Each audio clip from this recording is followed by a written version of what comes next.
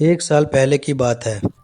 हमारी अंतिम परीक्षाएं चल रही थीं और मुझे अभी भी अधिक तैयारी करने की ज़रूरत थी।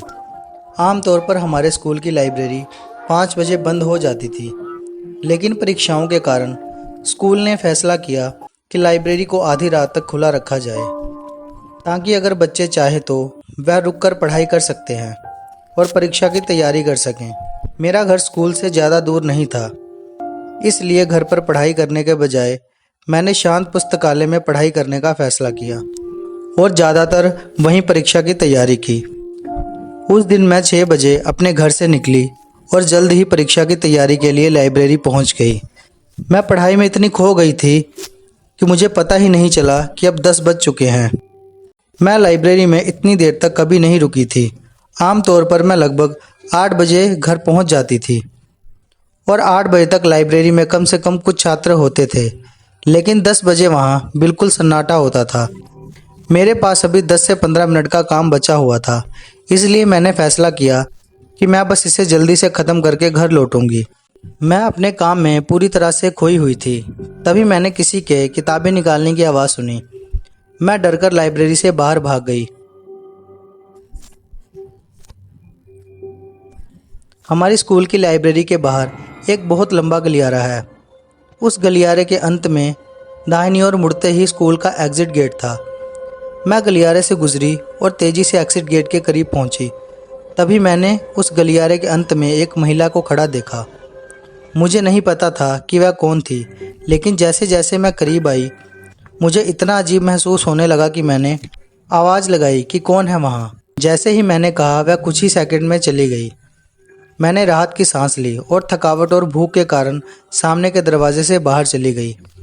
मैं ठीक से चल भी नहीं पा रही थी, लेकिन मैंने देखा कि सड़क अजीब तरह से पूरी खाली थी, जो बेहद अजीब था, क्योंकि ये सड़क आमतौर पर रात में भी बहुत व्यस्त रहती है।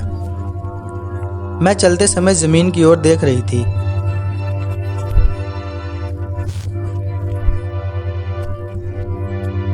तब अचानक मैंने देखा कि मेरे पास कोई ना होने के बावजूद ज़मीन पर परछाई मेरी ओर फैली हुई थी, और जब मैंने अपना सिर उठाया तो मैंने देखा कि एक महिला मेरे सामने चल रही है। मुझे वह बहुत अजीब लगी। वह ऐसे लग रही थी मानो वह विकलांग हो और उससे चलने में परेशानी हो रही थी, और वह इतनी धीमी गति से चल रही थी कि मैंने कुछ ही समय में उसे पकड़ लिया। अब मैं उसके इतना करीब थी कि अब उसे अच्छे से देख सकती थी। उसने फटे हुए गंदे कपड़े पहने हुए थे और उसके हाथ और पैर भी मुड़े हुए थे। उसके बाल भी दिख रहे थे, जो बहुत गंदे थे। मुझे इतना अजीब लगा कि मैं अपनी जगह पर ही रुक गई। मेरी अंतरात्मा बार बार मुझसे कह रही थी, इस महिला के करीब मत जाओ। मुझ में उससे आगे निकलने की हिम्मत नहीं हो रही थी। तभी वह मेरी तरफ मुड़ी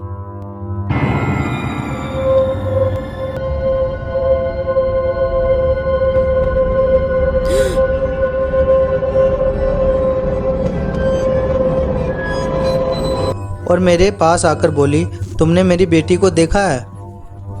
मैं वहीं जम गई और सदमे के कारण एक शब्द भी नहीं बोल सकी। मेरा दिमाग सुन्न हो गया था। मुझे समझ नहीं आ रहा था कि मैं इसके सवाल का जवाब कैसे दूं। डरते डरते मैंने बहुत दूर एक महिला की तरफ इशारा किया। मैं बस ये चाहती थी कि वह यहाँ से चली जाए। वह लंगड़ाते हुए चल रही थी जहाँ मैंने उसे इशारा किया था, और वह इतनी दूर चली गई कि मैं उसे देख ही नहीं पा रही थी। मैं ये सोचकर डरी हुई थी कि वह फिर से मेरे सामने ना आ जाए, इसलिए मैं जितनी तेज़ी से भाग सकती थी भागी।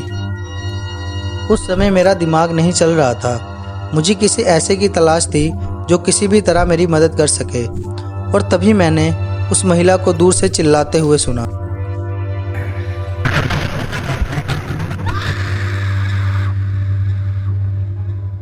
उसके बाद मुझे कुछ भी याद नहीं। जब मैं होश में आई तो मुझे पता चला कि मेरे पड़ोसी ने मुझे ज़मीन पर बेहोश पाया और मुझे घर ले आया।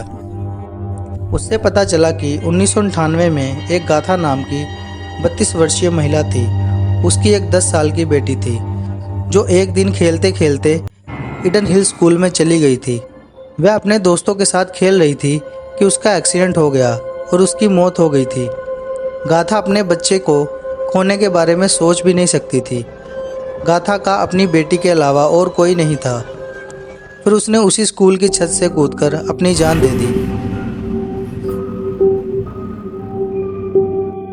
तभी से गाथा का भूत ईडन हिल स्कूल और उसके आसपास के इलाके में अपने खोए हुए बच्चे की तलाश में घूमता हुआ दिखाई देता है। वह अभी भी अपनी बेटी के साथ एक बार मिलने की आस में उसी स्कूल के आसपास भटकती रहती है।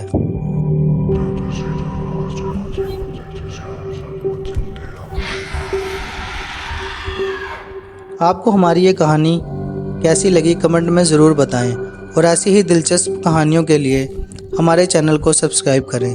और अगर आपके पास भी कोई आप बीती या कोई कहानी है तो हमें कमेंट में ज़रूर बताएं। हम उस कहानी को इस चैनल पर ज़रूर लाएंगे। धन्यवाद।